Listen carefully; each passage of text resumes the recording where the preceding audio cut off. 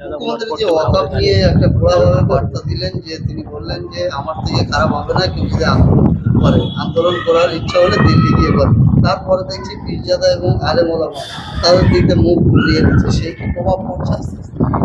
দেখুন, মুখ্যমন্ত্রী ওই কথাটা যে কেন বলেছেন এটা সবাই তো বুঝতে পারছেন না। কি বুঝলেন, এর জবাব একটা দিয়েছে, নতুন করে আবার জবাব কি দেবো বলার কিছু নেই।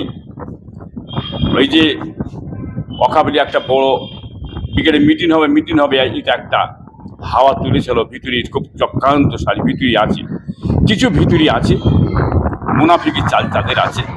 এটা দেখিয়ে দিয়ে মানুষের ইমেজটা টেনে দিয়ে আস্তে আস্তে সেটাকে বন্ধ করার ধান্দায় চলে যাচ্ছে। এটা বুঝতেই পারছে বাংলার মানুষ কারা আছে, এবং তাদের কাছ থেকে একটু আমরা দূরে থাকি। এই জন্যই আমারও ভাই আমরা না করছে ভালো আছে, আমরা সমর্থনকে লোকে যাক, আমরা যেতে পারছি না, এই জন্যই ইশারা আমরা দিয়েছিলাম। ওর ভিতরে দাল মে কুছ কালা হ্যায়। যে জিনিসটা মনে রাখবেন,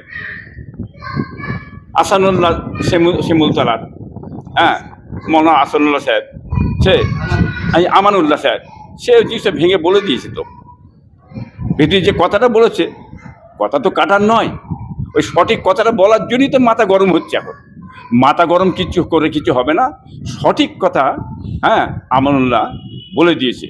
কি বলেন, আমাদেরই মহব্বতের ছেলে, সে হক কথাটা বলে দিয়েছে, বেরে কিছু মাথা গরম। একটা কথা মনে রাখবেন, যে ওয়াকআপ নিয়ে বলছে আমার চেয়ে খারাপ আর কেউ হবে না, মুখ্যমন্ত্রী সাহেব বলেছে।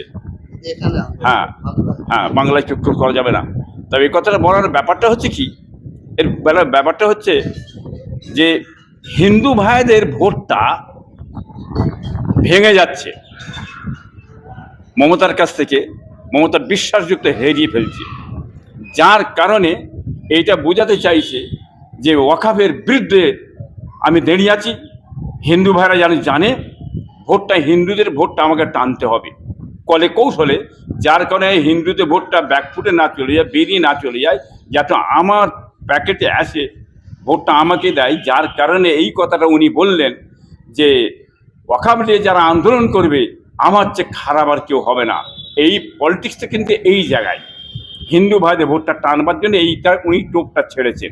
কি বুঝলেন, এইটা হচ্ছে মূল ব্যাপারটা। এটা বাংলা মানুষ জানে, এটা আমরাও জানি, বুঝতে পেরেছি। অতএব ওয়াকআপের কি ব্যাপার আছে না আছে তার জবাব বাংলার হিন্দু এবং মুসলমান ভাই আগামী ইলেকশনে কিন্তু যে জবাব দিয়ে দেবে, উনি হাড়ে হাড়ে বুঝতে পারবেন ওনার পায়ের তলায় মাটি কোথাও সরে গেছে।